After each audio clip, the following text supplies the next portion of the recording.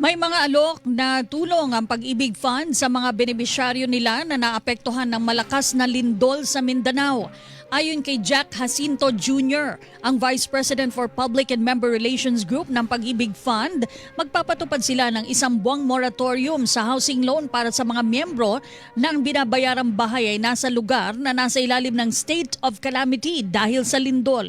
Pagdating ho dun sa payment One-stop shop. moratorium, yung 1-month payment moratorium, ang pag-apply ho nito, pwede ho sa alingmang tanggapan ng Pag-ibig Fund. Okay. O kaya naman po online via virtual Pag-ibig para po madali.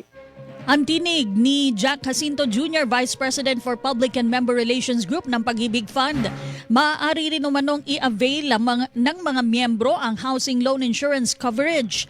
Maliban dito, may alok din ng Pag-ibig Fund na home improvement short-term loan para maipaayos ang kanilang mga nasirang bahay dahil sa lindol. Kung sakaling may kailangang ipagawa o isaayos sa kanilang mga na-damage na bahay, ay pwede ho silang mag-apply rin ng tinatawag nating home improvement short-term loan. Hanggang 300,000 po yung pwedeng makuha dyan. Ang tinig ni Jack Jacinto Jr., Vice President for Public and Member Relations Group ng Pag-ibig Fund.